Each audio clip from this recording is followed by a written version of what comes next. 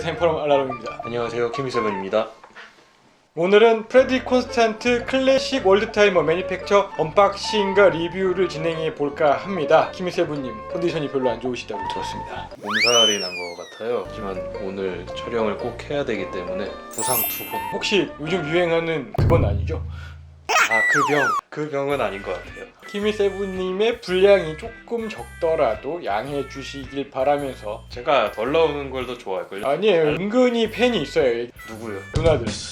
에일리언가. 피터 스타스라고 하는 분이 1988년 설립한 역사가 비교적 짧은 편에 속하지만 2000년대에 접어들면서 성공한 브랜드의 하나로 꼽을 수 있는 회사가 되겠습니다. 주로 판매하는 가격대가 미드레인지 정도 되는데 그 가격대에서 잘 살펴보면 드레스워치가 그렇게 많지 않아요. 피터 스타스는 그 부분에 착안을 해서 합리적인 가격을 가진 드레스워치를 만들자라고 해서 프레드릭 콘스탄트를 진행했던 것 같고, 그 전략이 유효하게 먹혀들면서 성공한 브랜드가 되지 않았나 싶습니다. 그와 함께 성공에 부스트를 달아준 기능이 뭐죠? 하트비트. 다이얼을 절개해서 무브먼트 안을 보여주는 건데, 무브먼트 심장이라고 할 수 있는 밸런스 휠의 진동을 볼 수가 있었다는 거죠. 기계식 시계를 모르는 사람이 봤을 때 이거는 뭔가 싶을 정도로 재미있는 임팩트를 주었고, 하트비트 덕분에 프레드릭 콘스탄트가 성장할 수 있는 동력을 얻게 되었는데, 그것을 계기로 인하우스 무브먼트를 만드는 계획을 수립하게 되는데 굉장히 대담한 기획이었다고 할 수 있겠죠. 하트비트에 의해서 더욱더 성공했기 때문에 새로 만든 인하우스 무브먼트는 하트비트를 보여주기 위해서 조금 더 디테일한 모습을 보여주었다고 할 수 있겠습니다. 초기형을 보면 ETA의 무브먼트를 공급받아서 만든 거다 보니까 절개한 자리가 애매하다라고 볼 수 있는데, 매뉴팩처는 밸런스 위치를 정확하게 6시 방향에 만들어서 그 부분을 절개하면은 다이얼에서 모양이 보기 좋게 뚫리도록 설계를 하는 무브먼트였거든요. 프레드릭 콘스탄트가 성공은 했지만 여전히 규모 면에서는 성장하고 있는 그런 브랜드였기 때문에 무브먼트를 모든 부품을 다 만드는 거는 모험이 떨었을 거예요. ETA의 2824 부품 일부를 가지고 와서 쓰는 방법을 택했습니다. 리스크를 줄이면서 인하우스 무브먼트를 만들 수 있는 영리한 방식을 택한 거다라고 할 수 있는데, 요즘은 어떤지 잘 모르겠어요. 최근에 프레드릭 콘스탄트는 완전히 다른 차원의 무브먼트를 생산을 하고 있거든요. 크로노그래프, 퍼페추얼 캘린더 무브먼트까지 직접 생산할 수 있는 능력을 갖추고 있거든요. 과거에는 매뉴팩처로 성장하기 위한 과도기, 그런 모습들이 이제 보였다면 이제 매뉴팩처로 자리 잡았고, 자신들이 원하는 기능들을 마음대로 설계하고 탑재한 시계를 제작할 수 있는 완전한 기반을 갖췄다. 요즘에는 부품을 가져다 쓰지는 않을 확률이 높겠고, 그거는 프레드릭 콘스탄트만 알고 있겠죠. 분해. 요즘 유행에서는 큰 사이즈라고 할 수 있을 것 같고, 과거 기준으로 본다면 보통 사이즈의 박스라고 할 수 있을 것 같습니다. 밝은 연두색으로 들어간 로고와 브랜드명이 있고, 프레드릭 콘스탄트의 슬로건인 Live Your Passion이라는 문구가 아래에 들어가 있습니다. 무슨 뜻인가요? 모르겠습니다. 박스를 열면 앞부분이 열리고요. 버튼인 줄 알고 촬영잘 몇 번 눌렀는데 안 눌러지더라고요. 아래쪽에 있는 서랍을 꺼낼 수 있는 손잡이인데 아무것도 없네요. 고무줄을 보니까 뭔가 스트랩 같은 걸 넣을 수 있는 공간이 아닌가 싶은데, 아래 보시면 구성품들이 이렇게 들어있는데, 이것은 무엇인가요? 일본어를 읽었는데 당신의 보증을 유효하게 해주세요 라고 등록을 해서 보증을 받아라 라는 거겠죠? 자신의 시계를 등록하라 얘기. 짧게 이용을 잘 해주시는 거. 개가 아픈 것 같아요. 팩자를 열어보면 개런티와 통합 설명서. 오늘 해당되는 무브먼트는 FC718 인하우스 월드타이머 무브먼트 99페이지에 해당됩니다. 뭐죠? 없어. 잘못된 건가? 95페이지요. 죄송합니다. 제 눈이 잘 안 보여서. 여러 나라의 언어로 되어 있는데 마지막에 한글로 크라운 포지션에 따른 조작 방법이 여기에 들어가 있습니다.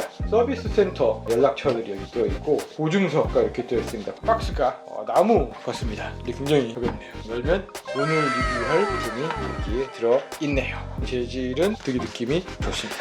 오늘 왜 자꾸 이렇게 비비세요? 다른 브랜드와 좀 다른 것 같은 케이스 지름은 42mm이고 스테인리스 스틸에 로즈 골드 PVD로 표면을 처리해서 골드 케이스로 살짝 착각을 하게 만드는 모델입니다. 골드 케이스를 사용을 하면은 프레드릭 콘스탄트가 타겟으로 하고 있는 가격대를 좀 벗어나게 되기 때문에 스테인리스 스틸 케이스에 도금을 하는 방식을 주로 사용을 하고 있어요. 케이스 형태를 살펴보면 전체적으로 곡선이 도드라지는 느낌이 듭니다. 측면은 이렇게 보시면 볼록한 느낌의 곡선이 강조되어 있고, 베젤은 다소 경사가 가파른 느낌인 건데 케이스 형태와 같이 봤을 때는 통일성이 있다라고 생각이 됩니다. 그리고 머그의 형태도 곡선을 많이 드러내고 있는데 끝부분 역시 굉장히 동글동글하게 처리했다라는 느낌이 듭니다. 전반적으로 시계가 둥글다라는 느낌이 들고 부드러운 인상이 강하다라고 할 수 있을 것 같네요. 양파 모양 크라운이고 동글동글한 느낌이 드네요. 이런 동글동글한 느낌 때문에 42mm 지름보다는 조금 작아 보이지 않나라는 생각이 듭니다. 이렇게 해서 재보니까 42mm 정도 러그 재보면 48mm를 조금 넘는 것 같습니다. 두께는 12mm를 살짝 넘는 것 같습니다. 저희가 목각 스타일의 시계를 계속 하다가 이 모델을 보니까 사파이어 크리스탈이 거의 솟지 않아서 살짝 당황했어요.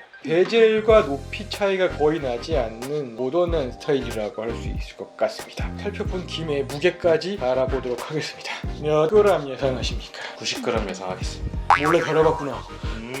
95g 정도 되는 것 같습니다. 대충 보면 알 것 같아요. 프로 유튜버란 이런 것인가.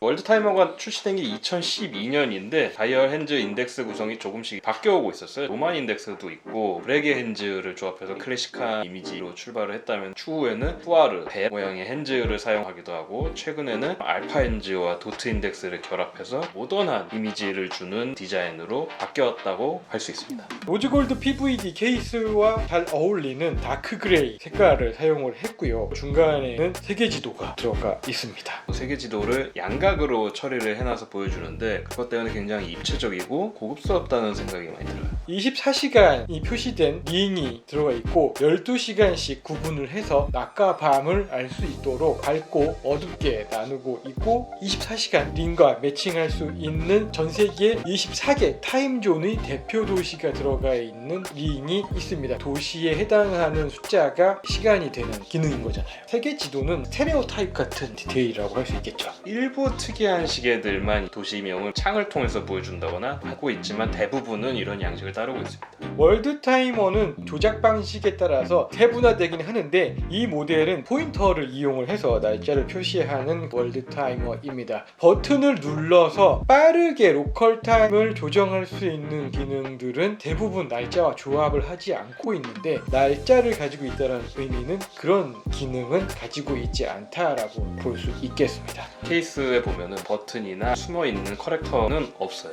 크라운만으로 조작을 해야 한다는 의미겠죠. 스크류다운 크라운이 아니기 때문에 그냥 돌리면 되는데 방수는 50m예요. 맞습니다. 와인딩을 하면 예상과 달리 잘 돌아갑니다. 처음에 매니팩처 무브먼트가 나왔을 때 와인딩을 해보면 훨씬 더 빡빡했어요. 많이 부드러워진 것 같고요. 크라운 포지션을 한 칸 당기면 도시 링을 돌릴 수 있는 포지션이 됩니다. 본인이 위치한 지역을 12시 방향에 두면 편리하게 사용을 할 수 있겠죠. 저희는 일본과 같은 타임존을 쓰고 있기 때문에 12시 방향에 디스크를 맞추고요. 한 칸 더 빼서 바늘을 돌리면 시분침과 함께 디스크가 회전을 하게 되어 있습니다. 전 세계의 다른 시간을 보고 싶으시면 숫자를 읽으면 됩니다. 런던이 몇 시냐라고 하면 새벽 3시를 향해 가고 있다라고 할 수 있을 것 같네요. 날짜는 크라운을 한 칸 당긴 포지션에서 시계 방향으로 돌리시면 됩니다. 크라운 하나로 모든 거를 제어할 수 있는 시계죠. 편리한 조작 체계를 가졌다라고 말씀을 드릴 수 있겠습니다. 무브먼트는 프레드릭 콘스탄트가 인하우스에서 제작한 칼리버 FC718이고요. 포인터 데이트 기능을 가진 자동 무브먼트인데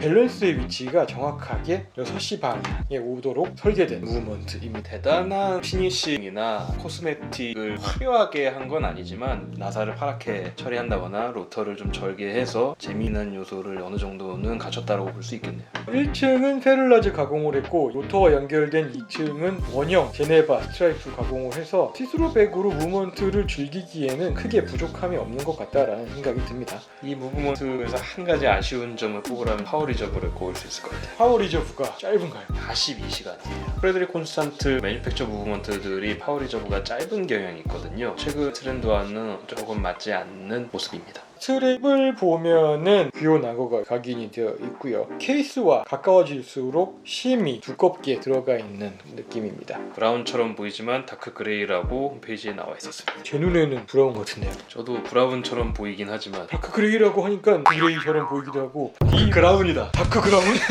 디버클이기 때문에 위쪽이 길고요, 아래쪽이 짧은 스트랩 방식을 택했습니다. 잡아서 당기면 되는데 케이스의 크기나 두께 대비 버클은 조금 왜소하다, 연약해 보인다라는 느낌을 지울 수 없을 것 같습니다. 손목 위에 살짝 올려보면 그럭저럭 잘 어울리는 것 같습니다. 보기 흉하다라고 할 정도는 아닌 것 같네요. 스트랩의 심이 두껍게 들어가 있어서 길이 들기까지 시간이 걸릴 것 같다라는 생각이 드네요. 그린 다이얼입니다. 월드타임 모델이 프레드릭 콘스탄트에서 중요한 모델이라고 여겨서 그런지 다양한 색깔이 존재하거든요. 흰색도 있고 파란색도 있고 그린도 있고 브라운도 있고 오늘 리뷰했던 그레이 모델도 있고 두 개를 좀 나란히 두고 보여드리면 이런 차이가 있습니다. 트렌디한 제품들인 것 같아요. 기능은 클래식한 점을 따르고 있는데 색상 같은 걸 보면은 현대적인 느낌이 많이 난다라고 볼 수 있네요.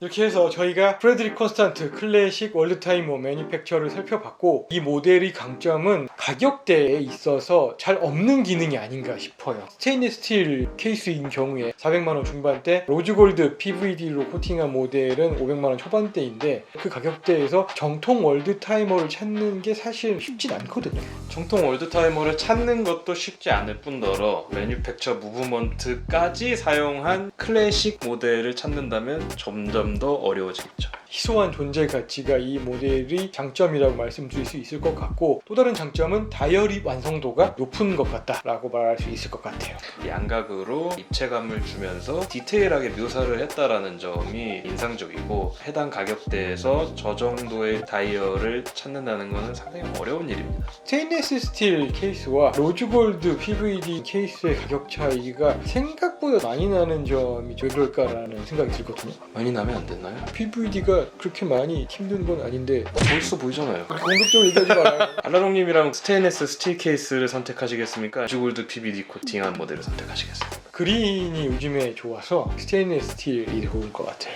저는 PVD 코팅한 모델을 선택을 하겠습니다. 제가 그린 하니까 어쩔 수 없이 한 거죠. 그런 거죠. 저희는 다음 시간에 다시 돌아오도록 하겠습니다. 고맙습니다. 감사합니다.